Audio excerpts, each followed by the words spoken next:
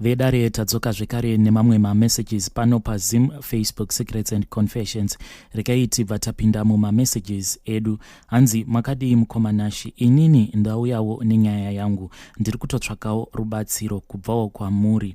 Mukoma, inini ndakarara nemurume wasisi. Sisi vainge vachirwara, asi sisi vangu vakazofa vaine chigumbu neni. Sisi vangu vairwara nekensa iya yemuchibereko, ndicho chirwere chakazovauraya. Sisi vakati varwara serious, ndabva kumusha kuti ndinge ndichivabatsira ivo sisi kuita mabasa epamba, nekuti vainge vava kusagona kuzviriritira pamwe nevana. Saka bankuru vakabva vakumbira kuti sezvo ndainge ndiri munhu ainge ari pedo nasisi, inini ndinge ndichiuya kuno kuHarare kuzovabatsira. Sisi vangu munhu aiva nemariwo yainge iri nani. Kana ndichiti mari, handisi kureva zviya zvekuti yainge iri mari shoma, asi vaitovawo vanhu vaikwanisa kutorarama upenyu hwakanaka muZimbabwe. Ndakati ndauya ndikabva ndatanga kugara navo, asi Nashi ndaitovabatawo zvakanaka, but bankuru vakabva vatanga kundipfimba nekuchiva life yangu yandainge ndichirarama. Ininiwo ndakabva ndanyengereka mukoma, handidi hangu kunyepa. Ndakabva ndangochiva life yainge iripo pamba ipapo. Ndakabva ndangobvumira mudenga, ndikabva ndatanga kudanana navo. Sisi ndainge ndava kusavabata zvakanaka, nekuti ndainge ndava kutovaona kuti ndivo vainge vari opposition yangu, vainge vava kusagona kumuka pavainge vakarara. Saka takazovabvisa pamubhedha, ivo sisi tikabva tati vange vachirara pasi. Inini nabankuru ndisu tainge tava kurara pamubhedha. Handiziviwo mukoma kuti chii chainge chambonyanya kundipinda, but panguva yacho ndaitonzwa kuti ndainge ndava kuboekana nasisi vangu. Sisi vainge vava kutondikonanisa kuti ndinge ndichifara madiro nabankuru. But now that my sister has passed away, deep down I have so much regrets. And ndinoziva kuti izvi zvose zvandainge ndichita nabankuru, ndinoziva kuti ndini ndakarwadzisa sisi vangu, uye ndini ndakakonzeresa kuti ivo sisi vakasike kufa. Sisi pavakazofira pacho, vainge vava kusanyatsokugona kubuditsa manzwi. Saka nguva yataizoita bonde inini nabankuru pamberi pavo ivo sisi, hazvinei kuti ainge ari masikati kana kuti manheru, because panguva yacho inini nabankuru tainge tava kutopengesana. Taisagona kugara kana 1 hour tisina kana kumboita bonde. Saka taiti tikaita bonde redu masikati kana kuti manheru, ivo sisi vaingoramba vakatitarisa havo vachingoyeredza misodzi.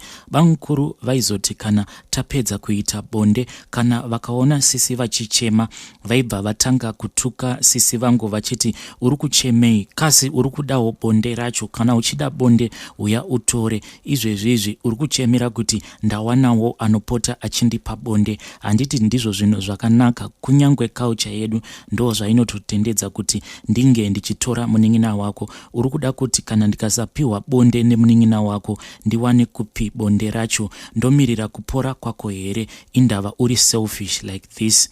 Ndinotondera musi wazorwara sisi serious, vachizonofira kuchipatara. Takaita bonde masikati, ivo vainge vakatogara havo. Ini ndaitoita zvekuvakaurisa. I don't know kuti chii chainge chava kuitika kwandiri mukoma, asi sisi vakazongonyarara tichibva tavaendesa kuchipatara, ndokubva vazofa manheru acho. Sisi vakafa, asi vaisafambisa muromo, maziso avo akaramba kuvhara zvekuti havana kana kumboitwa body viewing. Pakangodanwa umwe muprofita akati pane vanhu vanofanira kuti vange vachizoreurura kuti mweya wemufi ufambe zvakanaka, nekuti mufi uyu ari kurakidza kuti ane shungu. Mukoma Nashi hapana kana akamboda kana kureurura. Sisi vakabva vavigwa. Pakati papera mwedzi, inini ndokubva ndatanga kurota sisi. Ndaiti ndikatanga kurota sisi vangu, vainge vachindirova, but vaindirova pasikarudzi yangu ndichinomuka paya mukoma. Ndakabva ndaona kuti panzvimbo apo panofanira kunge paine sikarudzi yangu painge pava neruware.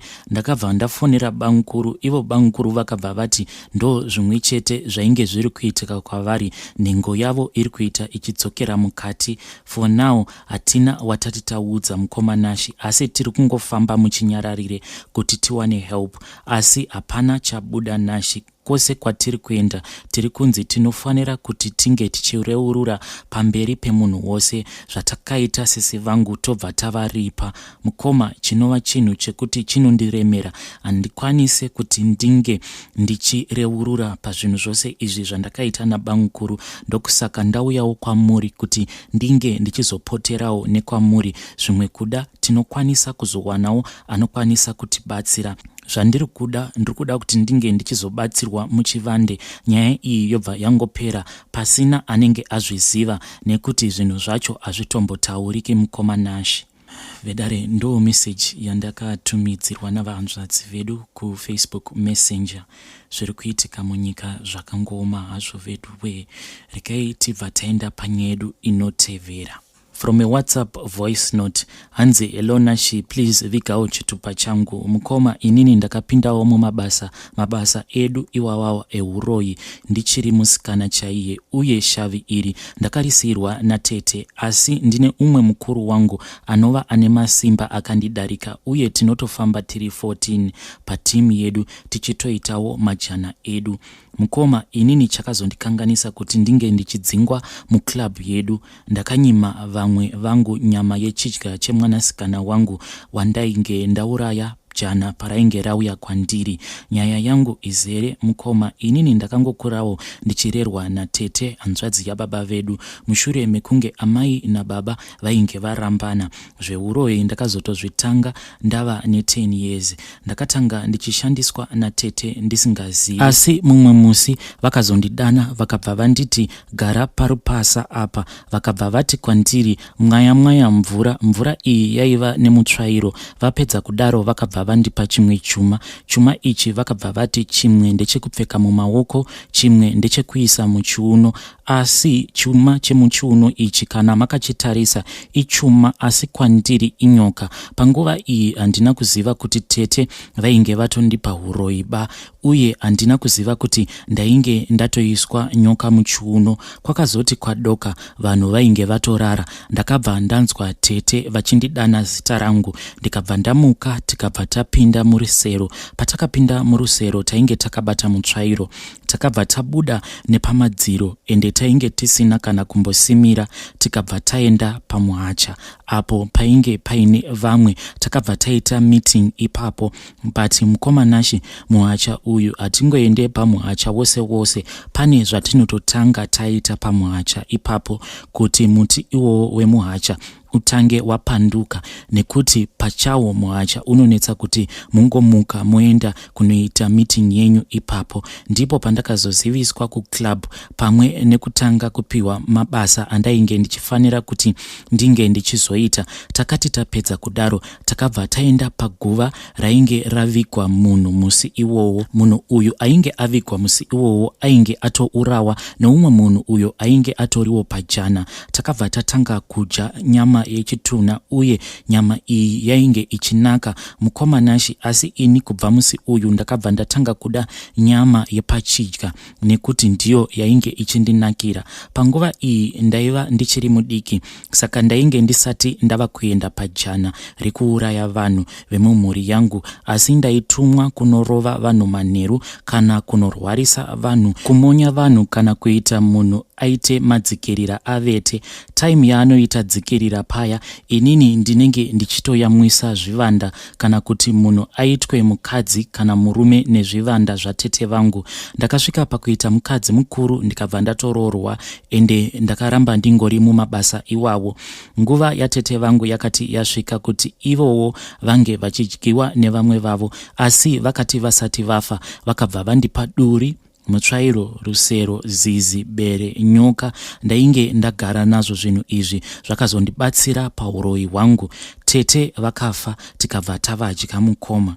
Inini ndikabva ndasara ndava panyanga. Panguva iyi ndainge ndava kufanira kuita zvese zvainge zvichiitwa natete vangu. Ndikabva ndazoiswawo pajana. Ndakadya vanhu vakati wandei vemumhuri uye vemuraini mandinogara. Asi regai nditaure uyo ane mutauro uyo wandakazouraya ava pajana. Regai ndisatora nguva yenyu Mukoma Nashi. Rakazoti rava jana rangu rasvika ndaifanira kuuraya mumvana wangu, kunyangwe ndaimuda. Kana jana rati ndiye ari kudiwa unotoona kuti ndiye waunenge watoisa pajana kuti ange achidyiwa, nekuda kwekuti kana ukaramba kuisa munhu pajana nyama iya yaunenge wakambodya, pane umwe mushonga watinenge takatotemererwa kuti iwewe kana ukazoramba chijana chako nyama iyoyo inozotanga kukurwarisa. Saka ndakabva ndamuuraya ndokubva ndamurumisa nenyoka yangu. Zvinhu zvandiri kutaura mukomanashe zvinokwanisa kuita sekunge zvisinganzwisisiki, asi chisingazivi vanhu ndechekuti kana wagarwa neshavi iri zvinonetsa kuti unge uchipatsanura kuti iyi ndiyo mhandu yangu, uyu mwana wangu. Kana watofunga nyama unenge watofunga nyama. Saka musi wataviga mwana wangu uyu takabva tasangana parinda apo paainge aradzikwa. Ndakasangana nevaroyi vabiya vangu, takabva taburitsa mutumbi panze. Inini ndokubva ndabatwa nekukara, kwava kutora chidya chose kuti ndinge ndichichidya ndiri 1. Mukoma apa tainge tiri 16 panguva yacho taidya nyama yemwana wangu. Saka taifanira kuti tinge tichigovana zvakafanana kuti munhu wose akwanise kuwana kapisi. Apa tinenge tichiitira kuti wose anenge aripo ipapo anofanira kuti ange achiwanawo kapisi papati yose yemuviri uyu watinenge tichida kudya. Asi inini handizivi kuti ndakabva ndaramba nei, ndikabva ndati ndiri kuda chidya ndega uye handidi nacho, ndichadya ndega. Takabva tatanga kunetsana, ende takanetsana usiku hwose kusvikira ndazoramwirwa mutumbi wose wemumvana wangu. Ndakabva ndatodzingwa muclub umu nemukuru wedu. Handina kukwanisa kuzoendererawo mberi nekudya nyama iyi. Ndakabva ndangodzosera muguva ndikabva ndazodzokera kumba kwangu. Mukoma, zvakaoma kana ukapandukirwa nevabiya vako, zvinosvika pakurema. Ndinodemba kuti dai ndakangovapa chidya chacho navowo vakadya, nekuti zvandava kusangana nazvo, mwana wangu ndibatsireiwo. Vamwe vangu vava kutoda kutondiuraya, uye ndine chimwe chironda chiri pagumbo chandakarumwa nenyoka yangu yandakasiyirwa navatete. Ndini ndakazoiswa pachijana uye vanotouya vachida kundibaya nenyanga. Handichagone kurara. Kana ndikangorara ndinobva ndatovaona vachiuya, vanouya vakawanda. Ndava kutoita problem yekuti kana ndikangogara panenge paine vanhu vanenge vakawanda ndinobva ndatanga kurotomoka ndichitaura vanhu vose vandakadya. Pamwe ndiri kurutsa nyama chaiyo, ndinotorutsa nyama inenge iri mbishi. Ndirowo dambudziko rangu randiri kusangana naro mukomanashi.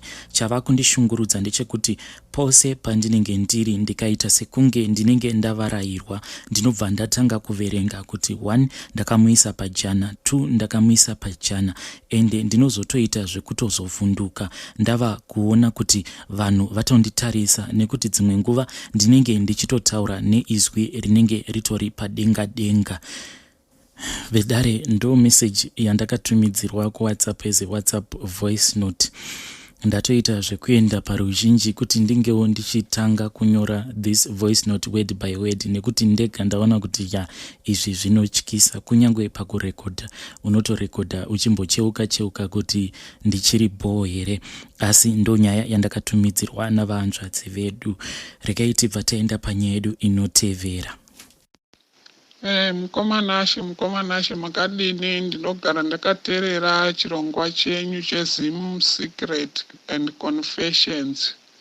Ndinogara ndakateerera, asi kuti chinoita ndechekuti inini handizivi kuti ndinozovhiyiwa kupi kuti ndione macomments evanhu. Ndopa ndisingazivi, ndokusaka ndauya kuWhatsApp kunoku. Asi kuti imimi muchangondipindurirawo kuWhatsApp. Mukomanashi, ndinotenda nechirongwa chenyu. Ndinogara ndichidownloada, ndinodownloada kuYouTube ndokwandinodownloada ndichizondoona ava manheru. Saka ndaikumbira kuti padambudziko rangu ndichakupai kuWhatsApp, then imimi mongondipindura kuinbox. Chero mukazoisa zvenyu kuruzhinji ndozva kuti ndichazosangana nazvo, asi kuti chinozonetsa ndechekuti handizivi kuti ndinozoenda kumaviewers, kumacomments, ndokwandisingazi kuti ndozokutsvaga sei. Saka mukomanashi, dambudziko rangu rakamira rakadai. Ndiri mukadzi ane 46 years. Chinoita ndechekuti, asi muchinje voice rangu mukomanashi. chinoita ndechekuti ndinopinda ndakanga ndakaroorwa, ndobva ndagara nemurume wangu, ndobva ndaita vana vangu vaviri. Vana vangu vaviri, umwe ane 26 years, musikana ndiye mukuru, mukomana ane 21 years. Saka ndobva taparadzana nekuda kwezvakangoitikawo, mhepo dzinongosumuka mukomanashe. Saka zvadaro ndakazouya kunoku kunyika yavatohwa 2011. Ndobva ndatanga kugara muno munyika yavatohwa. Tagara kudero mukomanashe, moyo wangu wakabva watosviba kuti ndidzokorore kuroorwa futi pane zvakaitika pakupesana kwatakaita nemurume wangu. Saka kubva pa2011 kusvika nhasi mukomanashe, dambudziko rangu rinodai ndinopinda mumarelationship. Ndapinda mumarelationship ndinowanikwa vandongowana varume vevanhu mukomanashe, ndo vandongosangana navo varume vevanhu. Saka varume vevanhu ava tinodanana nguva diki diki. Ini ndobva ndatosviba moyo mukomanashe, ndobva ndatosviba moyo nokuti murume wemunhu unenge akuti ndine mhuri yangu.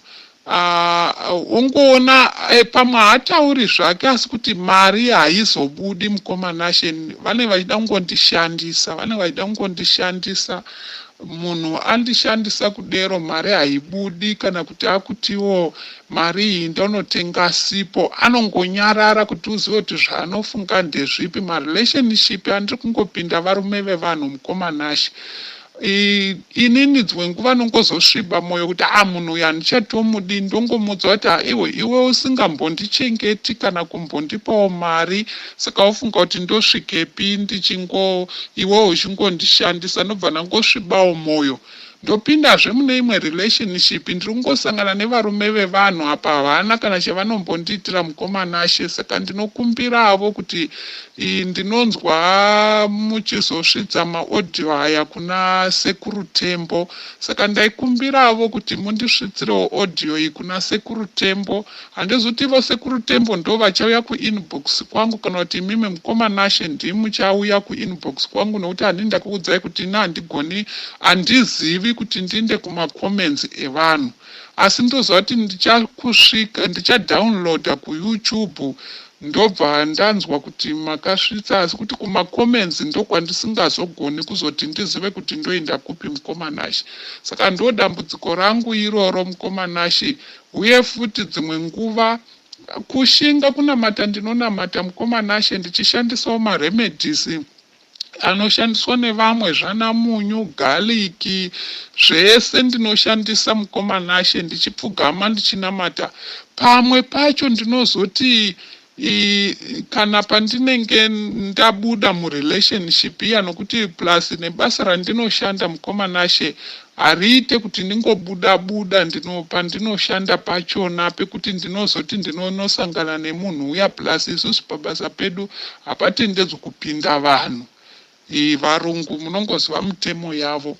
Saka zvinenge zviri kure zvekuti ndinosangana nemunhu iye wandendapinda naye parelationship. Asi relationship yacho haimbogari mukomanashe, nokuti ndinenge ndatobatikana, ndatoora moyo kuti ndodanana nemurume wemunhu. Murume wemunhu uya haana chaanozondiitira, kungondishandisa zvotoenda zvakadaro. Kana kuti yangu mari ndiyo inogona kutozomubatsira pamwe pandendatodzwawo dambudziko, ndine problem yokunzwa tsitsi. Saka mukomanashe, dambudziko iri ndokumbirawo murisvitse kuna sekuru Tembo, vandiudzevo kuti chii chinokonzeresa kuti ndingopinda mumarelationship ema-married men, ende futi vasina kana chavanozondiitira. Saka iko zvino mwoyo wangu wakatosviba, chero kuti ndiwane anozonditi andiroore chaiko chaiko tigare tese, mwoyo wangu wakatosviba mukomanashe. Saka ndokumbira ndinokumbirawo mundibatsirawo mukomanashe. Ndofunga audio yangu yarebesa, ndati ndo dambudziko rangu iroro mukomanashe. Mundisvidzirewo kuna sekuru Tembo vandibatsirawo, asi mondidzokera kuinbox mukomanashe. Vadiwa vateereri, ndo WhatsApp voice note randatumidzirwa navanzvadzi vedu. Kana kuri kunzi tinokwanisa kuti tinge tichivabatsira, please ngativabatsirei. Takamirira mhinduro inobva kuna Samaita.